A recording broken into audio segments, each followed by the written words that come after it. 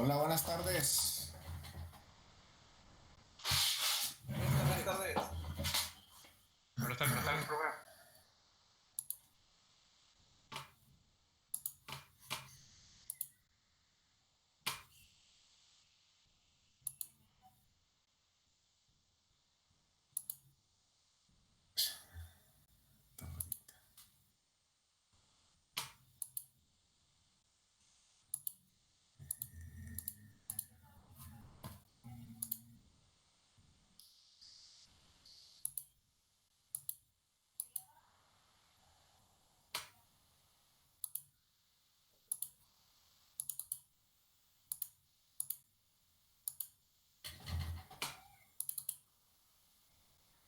Bueno, les voy a pasar lista.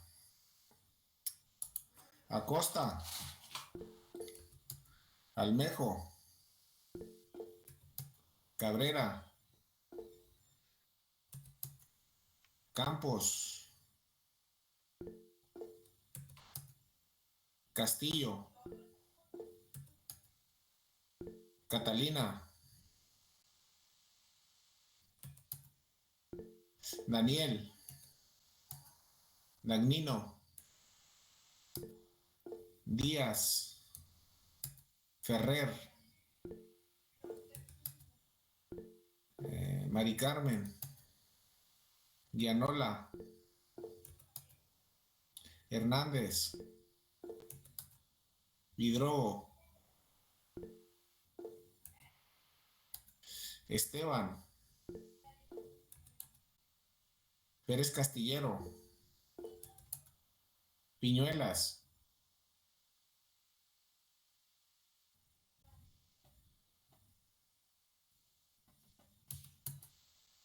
Ramírez,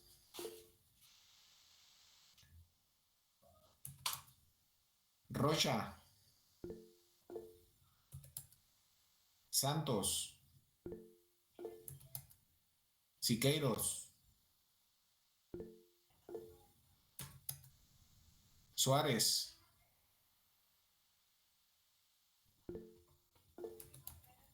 Topete,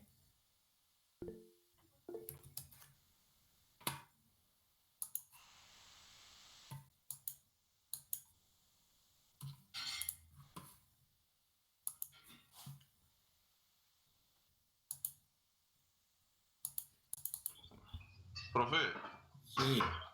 lo que pasa es que quería ver si me podía resolver una duda sobre el documento ese del ejercicio que tenemos que subir. A ver, ¿cuál es la duda? Necesitaría compartirlo para que lo vea.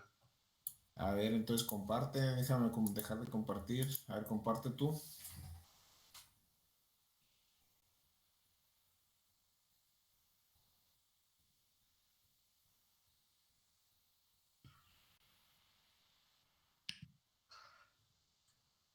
Este, a ver,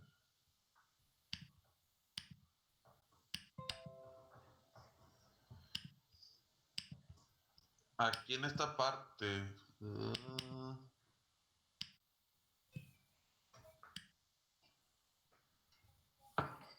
en esta parte, ya ve que tiene este, Encabezado. y en la siguiente página, pues ya se pone el otro, ¿no? Sí. Pero por decir, aquí hay pues dice que pongamos introducción. Y por decir, Ajá. le quiero poner el texto este Ajá. y pasa esta situación. Ah, ok. Entonces lo que tienes que hacer, pues haz de cuenta lo que se te pasó a la hoja con el encabezado de la segunda hoja, pues cópialo y pásalo a la tercera hoja y luego bórralo de la segunda hoja y ya. O sea, pero me refiero a que esto, o sea, porque esto como que se brinca a otra sección, ¿no?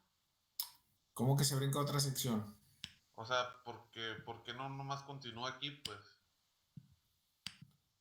Pues por eso, porque yo declaré que fueran diferentes encabezados. Entonces, cuando tú le das enter, como agregaste una hoja a ese formato, te pone el mismo encabezado. Pero te digo, lo que se te pasó a la segunda hoja que tiene el encabezado, que nomás debe llevar la hoja uno, cópialo y pásalo a lo que viene siendo la hoja 3 que tienes ahorita y ya borras lo de la hoja 2. No sé si me explico o O no sea, estoy ahí. pues ahí creo que lo hice, pero se me borró el encabezado. Se me borró el otro encabezado. A ver, nomás pon la hoja 1, nomás verás. Pues, Nada más la hoja 1, quiero ver.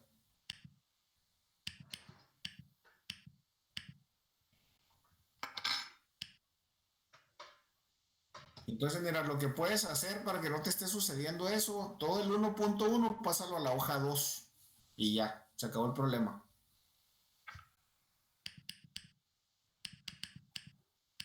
sí, pues ese era el... Hay otra cuestión, le iba a decir acerca de eso.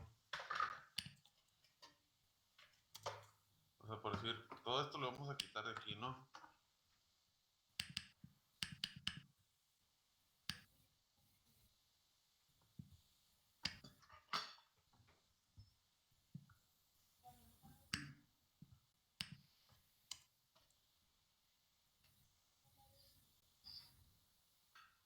Y, por decir, entonces lo ponemos así.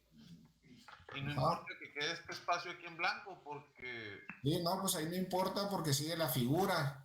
Entonces la figura ya no cabe en la hoja 2, pues entonces hay que pasarla a la hoja 3, al inicio de la hoja 3. Ah, bueno, sí, pues el espacio está en blanco, eso hay que Sí, ahí eliminar. se justifica que se deje un espacio en blanco porque sigue una figura. O lo que tú podrías hacer es empezar la solución ahí si quieres, pero ya no, y luego seguirla con abajo de la figura lo que sigue la solución. Pero ya no se ve muy bien, pues por eso ese espacio en blanco se justificaría por lo mismo, ¿no? Porque ya no cabría la figura ahí. A menos que haga la figura muy chiqui que quepa ahí, pero Es no que se va a ver bien. si la hago chica, no se ven los datos. Sí, yo sé. Sí, se borran. Por eso ya... Bueno, entonces para dejarla así. Y para borrar la hoja del apéndice, porque la quise borrar, pero se me cambia el encabezado. Y aquí me dice apéndice en la de la referencia. Pues mira, muy fácil, bórrala para todo, porque muchos tuvieron ese error. Bórrala. Pero, Estamos, bórrala, tú bórrala. Ahorita checamos eso. o sea, Tú bórrala, presente cómo lo vas a corregir. a ver.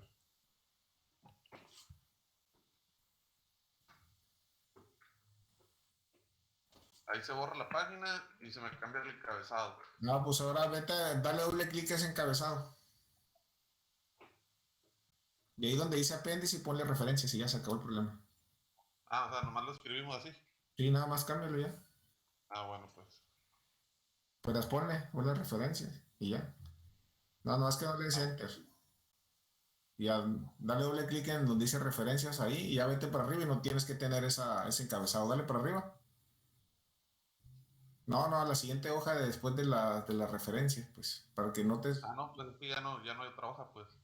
Pero dale para abajo hasta el final. Ahí está en el final. Esta es la última hoja, ¿no?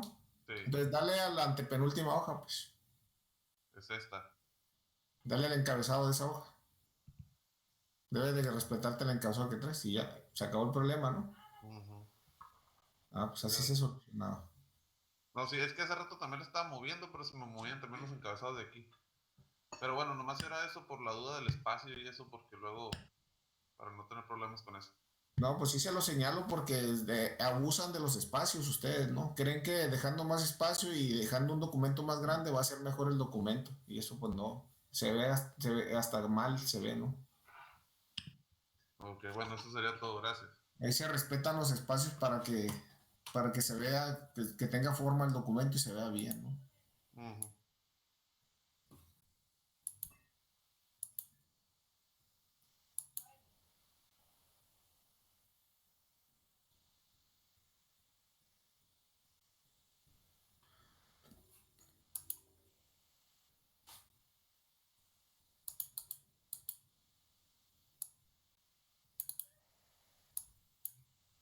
¿Y dónde nos habíamos quedado? Estábamos en... No, pero íbamos a... No, ya me pasé mucho. Íbamos a empezar... No, no estaban... Me fui al tema 2.3 ni al caso. Estamos en el 2.2.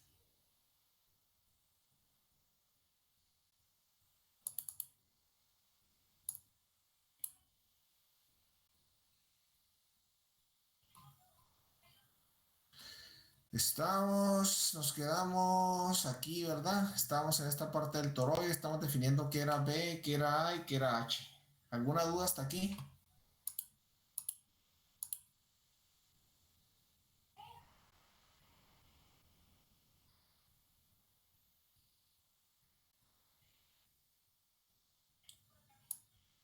¿No?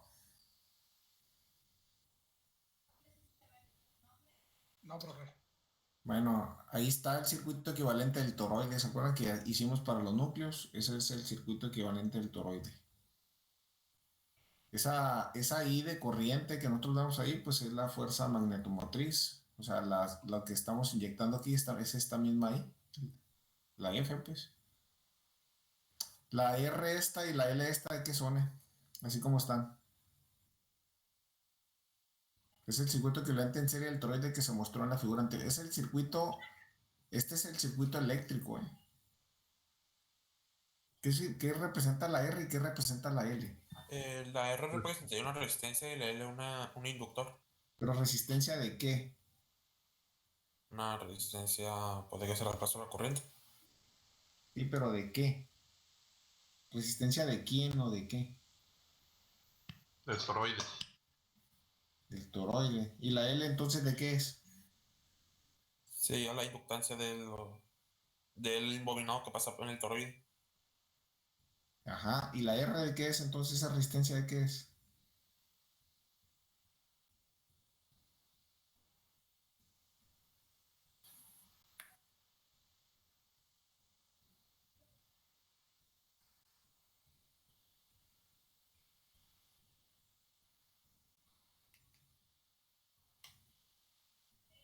¿De qué es esa R? ¿De quién es esa resistencia? ¿A quién representa?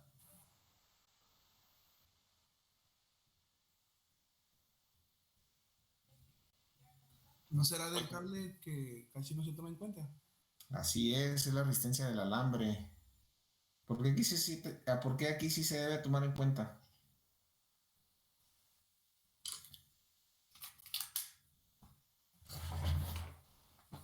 A lo mejor para poder hacer cálculos, ¿no? Para poder hacer cálculos. Pero es que ese es el circuito equivalente en serie del toroide. O sea, ese es el circuito eléctrico, ¿eh? No es el circuito magnético. Por eso la fuente se pone tal y como la vemos aquí, miren. Aquí está la fuente, es una fuente de corriente. Luego está el valor de la bobina, o sea, todo lo que se enrolla en esa dona. Y luego la R. La R, como es un cable que tiene una longitud muy superior a la que se usa para conectar circuitos eléctricos, o sea, es considerable la distancia o la longitud de ese cable, se considera la resistencia, porque ahí, por ejemplo, si ustedes, fíjense bien, vamos a poner un ejemplo bien, bien burdo, ¿eh? Así bien, bien simple. Lo voy a dibujar, ¿eh? Más que déjenme situarme en la hoja porque luego se me mueve. Pero vamos a situar el siguiente caso. Fíjense bien, nosotros tenemos una fuente vamos a ponerle corriente alterna y le conectamos una resistencia R, ¿no? Por ejemplo, si nosotros aquí le metemos 120 voltios, pues va a empezar a circular una corriente, ¿no? ¿Estamos de acuerdo? Sí. Entonces la energía o la corriente, lo que viene siendo la corriente y el voltaje. Bueno, aquí se va a hacer presente un voltaje, ¿no? Entonces, esa potencia que requiere la resistencia para funcionar, pues se la va a proporcionar esta fuente. O sea, esta corriente va a ser proporcional a la potencia que requiere esta resistencia. ¿Estamos de acuerdo? Sí, profe. Entonces, fíjense bien, ahí no hay ningún problema, ahí tenemos un resistor, estamos conectando las terminales del resistor a las terminales de la fuente y no hay problema, ¿no? ¿Qué va a pasar con esa resistencia? Pues va a empezar a consumir esa energía, o la potencia, pues la energía esa la va a empezar a consumir y la va a manifestar por medio de calor, o sea, se va a empezar a calentar esa resistencia, entonces ahí esa energía eléctrica se va a empezar a convertir en energía térmica. Si es una resistencia, es un filamento de un foco, pues se va a convertir en luz una parte y la otra parte se va a convertir en calor. ¿Estamos de acuerdo?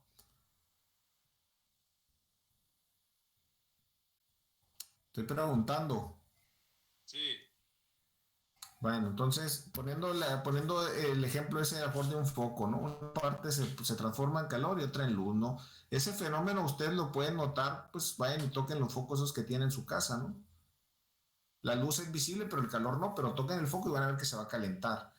Y ese calentamiento va a ser por medio de esa corriente que está circulando. Ahora, ¿qué sucede si yo hago esto? Fíjense bien. ¿Qué pasa ahí? Si quito la resistencia. Corto. ¿Por qué se genera un corto?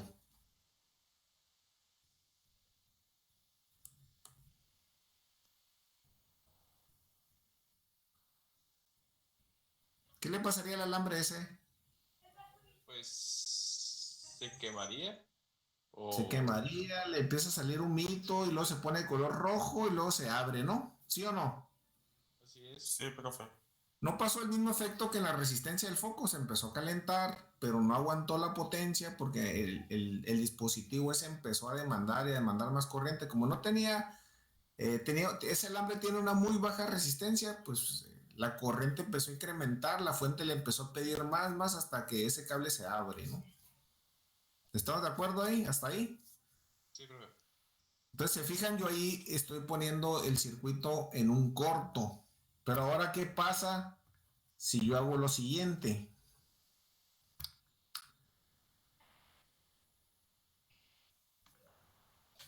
Ahora yo uso más cable del que tenía. ¿Qué sucede? ¿Qué sucede ahí?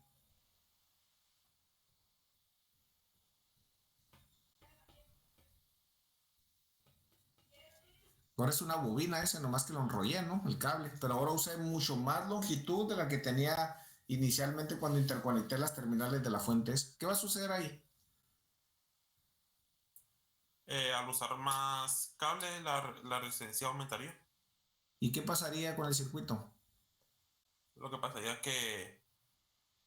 que si no se quema porque hay como más resistencia, se empezaría a calentar más, pero tampoco llegaría al hecho de que se rompa.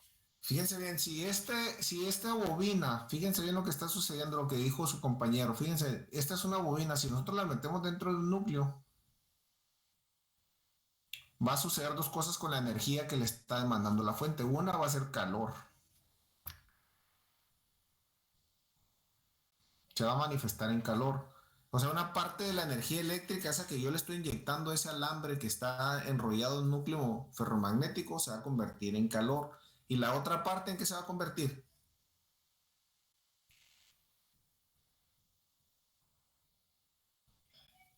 La otra parte se va a convertir en un campo magnético. ¿Estamos de acuerdo? Sí. O sea, la energía esa que se le está demandando a esa fuente de corriente alterna, una parte se va a convertir en calor y la otra se va a convertir en un campo magnético. Entonces vamos a hacer conversiones de energía ahí, de eléctrica a térmica y a magnética. Es por eso que las bobinas no se queman, porque nosotros estamos convirtiendo esa energía que le estamos demandando a dos tipos de energía, calor y magnética. ¿Cuál es lo ideal? O sea, ¿cuál es lo ideal que no suceda aquí? Esta parte. O sea, yo quisiera convertir toda la energía magnética como en un foco, pues yo quisiera convertir toda la energía a luz, pero no puedo. Una parte se convierte en calor y la otra se convierte en luz. ¿Se acuerdan que una vez yo les comenté, no sé si fue este grupo, pero les comenté sobre los focos incandescentes?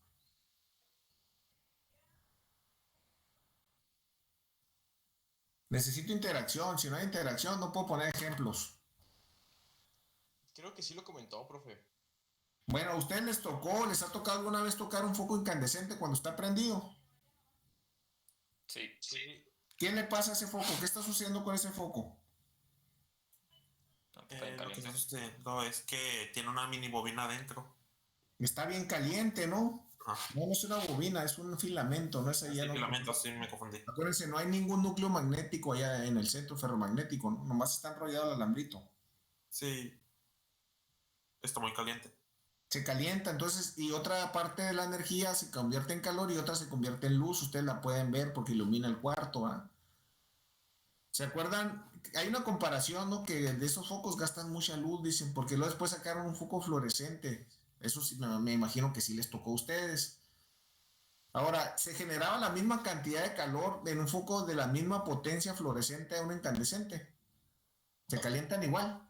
No. No, ¿por qué? Porque el foco fluorescente es más eficiente en el uso de la energía eléctrica, o sea, más parte de la energía eléctrica la convierte a luz que en calor, por eso bajó un montón el consumo en esos tipos de focos, porque ahora requerían menos energía eléctrica para producir la misma cantidad de luz que un fluorescente, que un incandescente, ¿no? Entonces, por eso ustedes iban y tocaban los focos esos y no estaban tan calientes como los otros. ¿Por qué? Porque ahora con menos cantidad de energía eléctrica producían la misma cantidad de luz y por lo tanto esa energía eléctrica muy poca se convertía a calor. Pero ahora, ¿qué sucede con los focos LED? ¿Qué pasó con los focos LED?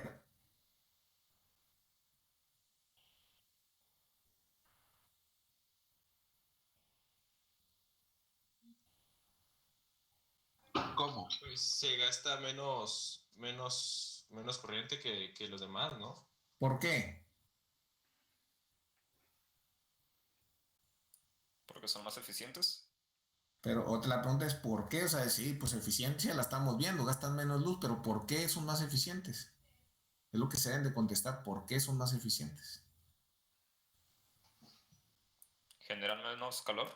Exactamente, ahora para generar o para producir la misma cantidad de luz requieren menos energía eléctrica. ¿Por qué? Porque no se convierte a calor. O sea, esa energía que antes se convertía en calor, ahora se convierte en luz.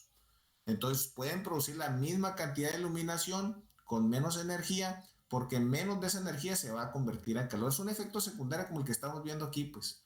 El calor es un efecto no deseado en la iluminación, igual que en una bobina. Por eso el circuito eléctrico, para allá iba el ejemplo, por eso el circuito eléctrico equivalente debe de considerar la resistencia del cable que se enrolla, porque es real. Ese cable opone el paso a la corriente en el toroide. Esa resistencia va a generar calor y yo necesito incluirla en mi análisis eléctrico. No sé si con los ejemplos que miramos queda un poco más claro por qué aquí sí se toma en consideración la resistencia del circuito eléctrico, porque ahora ya hay una cantidad considerable de cable que va a suceder algo en el cable. Se va a calentar y va a empezar a despedir calor. Entonces, no hay una conversión de energía 100% a campo eléctrico. Hay una conversión que se hace calor y la otra se hace un campo magnético. Perdón, dije campo eléctrico, un campo magnético. ¿De acuerdo? Por eso se tiene que considerar en el circuito eléctrico, ¿no? Esa parte. Bueno, ahí está lo que es la inductancia, cómo se calcula la inductancia propia, ¿no? Como la estamos viendo aquí en el título, ¿no? Inductancia propia y ahorita vamos a ver la mutua. Entonces, acuérdense, la inductancia propia también se conoce como autoinductancia, ¿ok? Bueno, ¿alguna duda o alguna pregunta?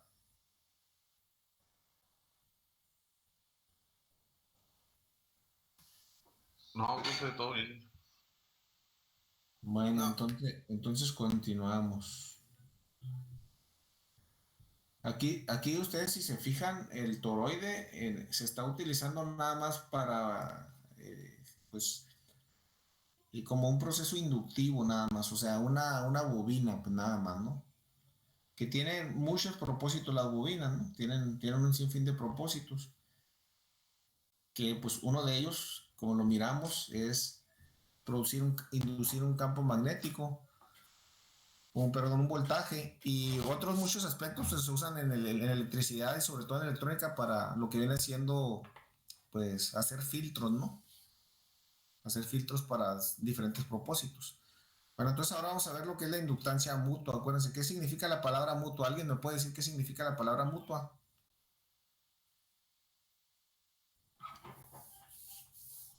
Es como dar y recibir, ¿no? Ándale, exactamente. Yo recibo un voltaje, pero también voy a dar uno. Entonces eso se conoce como mutuo. Me das algo, te doy algo. No me das nada, no te doy nada. ¿Ok? Eso es ser mutuo. Correspondiente, pues también se le puede decir, ¿no? Pero aquí le vamos a llamar mutuo. Entonces, esa inductancia mutua es la que va a generar por las palabras redundantes, por lo general es lo que va a suceder en un devanado secundario. En el secundario va a suceder eso, le va a inducir un voltaje y él a su vez va a inducir un voltaje también. Entonces, por eso se llama inductancia mutua. Es una bobina, acuérdense, la palabra inductancia viene de bobina. Bueno, dice, considere el circuito magnético que se muestra en la siguiente figura. Vamos a ver este que está aquí. ¿Se fijan? Ya estamos involucrando dos bobinas. ¿A cuál sería la que daría una inductancia mutua? ¿La que está a la izquierda o la que está a la derecha? La de la derecha. La de la derecha produciría una inductancia mutua, ¿no? Acuérdense. Ahorita vemos los detalles. Dice, considere el circuito magnético que se muestra en la siguiente figura. Dice, una corriente variante en el tiempo. Por lo general, miren, no sé si se los comenté, pero en la mayoría de los textos que yo he leído y consultado, cuando se está trabajando con corriente directa, la I de corriente, que denota corriente, siempre se pone con mayúscula, y cuando se pone en minúscula quiere decir que se está trabajando con corriente alterna. Entonces, por lo general, una I mayúscula denota corriente directa y una I minúscula denota corriente alterna, ¿no? Entonces, si se fijan aquí, pues está entrando una corriente I1, aquí está, o sea, la proporciona la fuente de voltaje a la bobina del primario. Bueno, a ver, no, pues aquí no se cumple, pero bueno. Dice, esta establece un flujo magnético Φ1. Aquí lo vemos. Aquí está el Φ1, ¿no? Este es el flujo que se está produciendo por este embobinado. Dice, en la bobina 1, cuando se deja abierta la bobina 2, o sea, se fijan aquí, la bobina 2 no está conectada, no tiene carga. O sea, aquí no se está produciendo una corriente.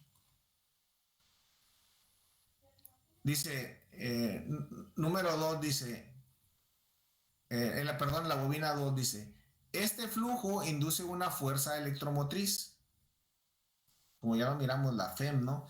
En la bobina 1. Entonces dice, parte el flujo 2,1 producido por la bobina 1 se muestra concatenado a la bobina 2. Este flujo induce una FEM en la bobina 2.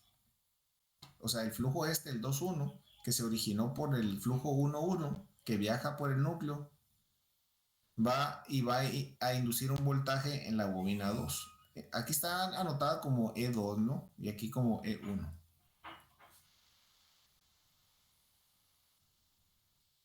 Bueno, entonces nosotros podemos tener esta relación que ya conocemos, ¿no? La E, acuérdense, era igual a N por el diferencial del flujo con respecto al tiempo, y luego dijimos que era también igual, de hecho lo voy a separar mejor. Aquí estamos viendo el voltaje que induce la bobina 1.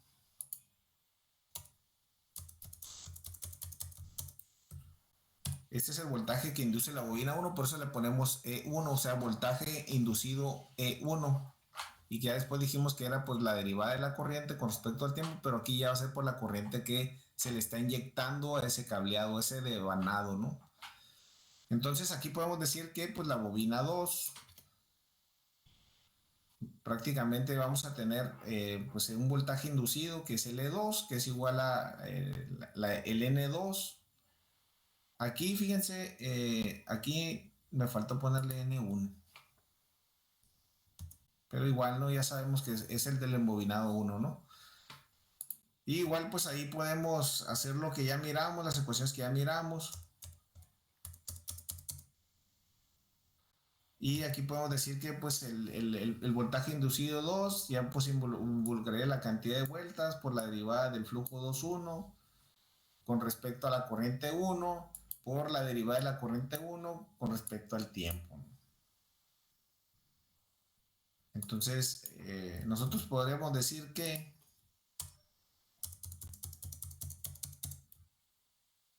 el voltaje inducido, o sea, ya no le vamos a llamar N, a menos que me haya equivocado, pero según yo así estaba. No, si es M. le vamos a llamar, ya no le vamos a llamar n, le vamos a llamar m de 2 a 1 por la derivada de la corriente con respecto al tiempo. Entonces ahí está donde L1 es la autoinductancia de la bobina 1 y la M21 igual a N subíndice 2 de la derivada del flujo 21 con respecto a la corriente I1 corresponde a la inductancia mutua de la bobina 1 a la bobina 2. Por eso se le cambia el sufijo de N a M, ¿no?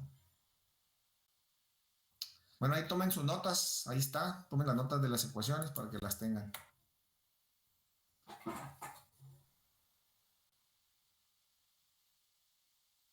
Ahorita regreso rápido, ¿eh?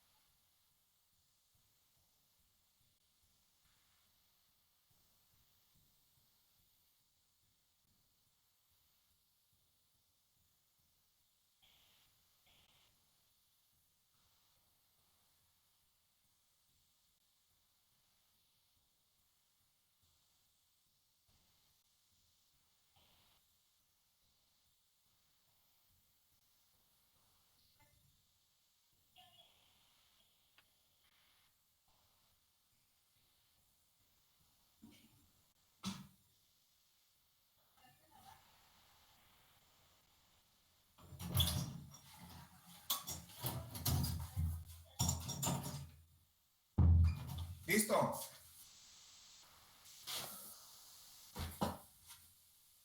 Listo.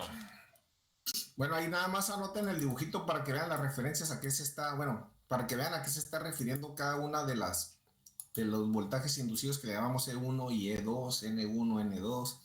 Aquí ya están especificados Phi 1.1 y Phi 2.1, N1, N2, etcétera.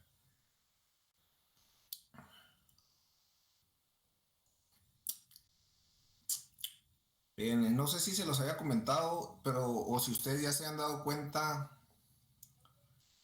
que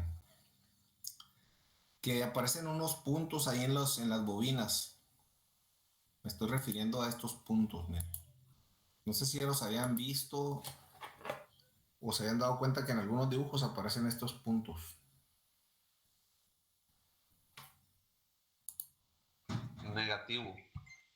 Negativo que no les interesa saber qué es. No, negativo, no los había visto, no le había puesto atención. Esos puntos nos indican el sentido del devanado, dónde se empieza a devanar, para que se cumpla la regla de la mano derecha y que se establezca pues el flujo del núcleo. Si se fijan ahí en el punto donde entra la corriente 1 es donde se empezó a devanar y por donde circula la corriente, entonces el flujo va hacia arriba. Y el devanado de la bobina 2 está en el mismo sentido, para que otra vez el flujo vaya hacia abajo, ¿no? ¿Sí estamos de acuerdo? En todo caso, si el otro devanado estuviera invertido, el voltaje cambiaría la polaridad nomás, ¿no? ¿O no? Tendrías una disminución en el voltaje inducido, porque ibas a tener un flujo contrario. Ok. O sea, iba a ser menos eficiente tu transformador, pues por eso les digo que se pongan abusados, porque eso lo van a ver cuando ustedes armen el que les voy a dejar de práctica. Pero la polaridad sería la misma. La polaridad sería la misma si lo devanas al revés. Ajá. No. No, por eso puede ser lo que le estaba apuntando. El punto sería para abajo, ¿no? Y el negativo estaría abajo del positivo arriba. Ahorita sí están.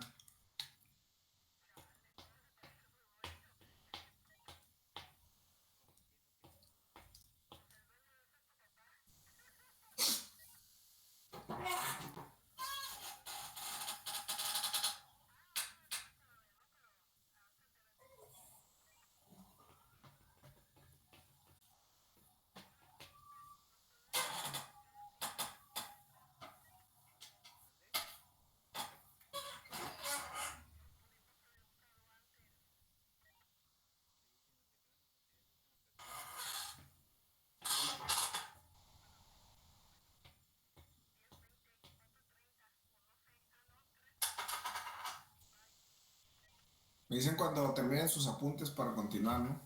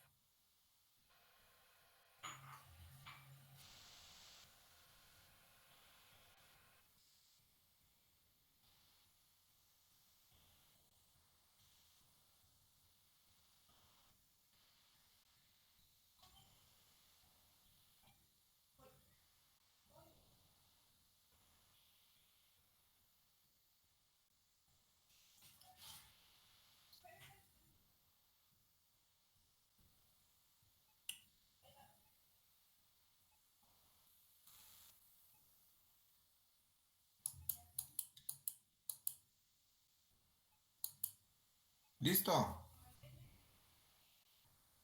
Listo. Listo.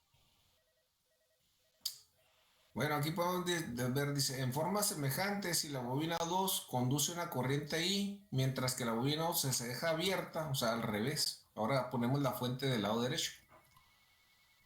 y pues queda abierto el lado izquierdo, ¿no? Dice, y crea un flujo Phi2 como aparece en la siguiente figura. Ahora es así. Aquí entra la corriente otra vez y el flujo se mantiene igual, ¿no?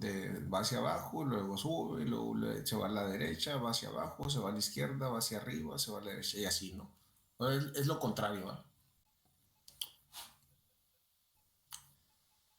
Sucede que ahora el flujo 2 induce una FEM en la bobina 2. Parte del flujo, o sea, Phi 1, 2, que se muestra en la figura, encadena la bobina 1 e induce una FEM en ella. Y otra vez, esta sería nomás una relación contraria, ¿no? Ahora, nosotros teníamos una M de 2 a 1, pues ahora va a ser de 1 a 2, es lo que cambiaría, ¿no? Y ahora donde L es la autoinductancia de la bobina 2 y pues M2 sería esa autoinductancia, ¿no? Entonces, eso corresponde a la inductancia mutua de la bobina 2 a la bobina 1 ahora, ¿no? Entonces, de las ecuaciones anteriores nosotros podemos definir lo siguiente. Entonces, que M21 por M12 es igual a N2, que multiplica la derivada del flujo 21 con respecto a la corriente 1 por N1 por la derivada del flujo 12 sobre la derivada de la corriente 2. Entonces, si se expresa el flujo 21 igual a K1 por Phi 1, donde K1 define la fracción del flujo de la bobina 1 y que se enlaza con la bobina 2, y el flujo 1,2 igual a K2 con Phi 2, donde K2 determina la parte del flujo de la bobina 2 que se enlaza con la bobina 1. La ecuación anterior puede expresarse en términos de las autoinductancias en la siguiente, en la forma siguiente, ¿no? Entonces aquí nomás hay que tener claro esto todo el tiempo, ¿no?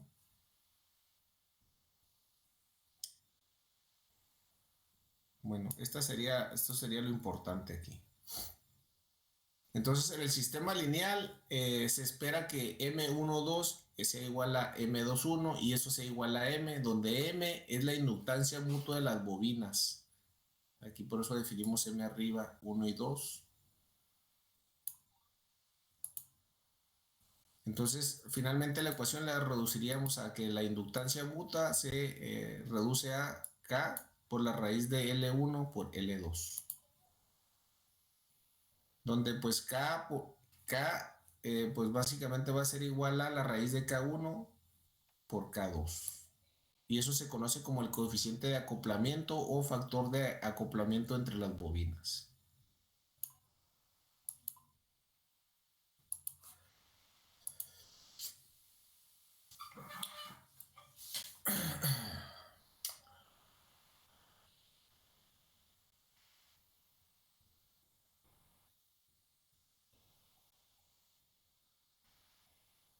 Bueno, esta parte que sigue de aquí abajo también es importante, ¿no? Los valores que puede tomar K, nada más.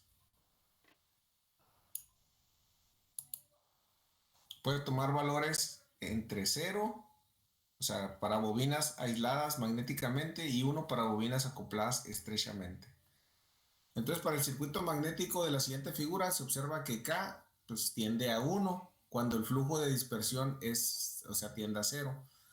Entonces, a fin de reducir al mínimo el flujo de dispersión, generalmente las dos bobinas están devanadas una sobre la otra. ¿Se acuerdan que miramos una configuración de este tipo? Que una bobina está devanada sobre la otra, una está enrollada sobre la otra. ¿Qué tipo de transformador era ese?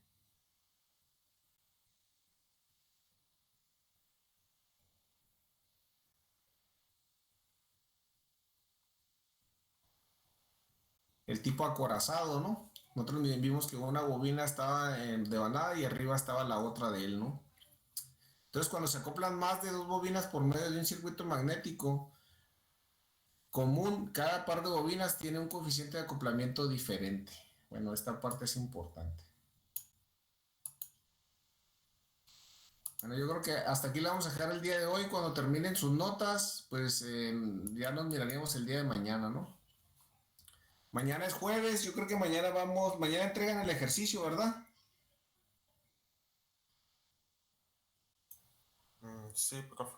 y lo entregan antes de la clase, ¿no? Antes de iniciar clase. Sí, profe. Entonces, yo creo que mañana lo vamos a resolver el ejercicio, ¿no? Para que ahí practiquen para el examen del viernes. Bueno, si no tienen algún comentario o una duda, nos vemos mañana. Hasta mañana, profe. Sale. Hasta mañana. Ahí voy a dejar la pantalla por si quieren seguir anotando, ¿no?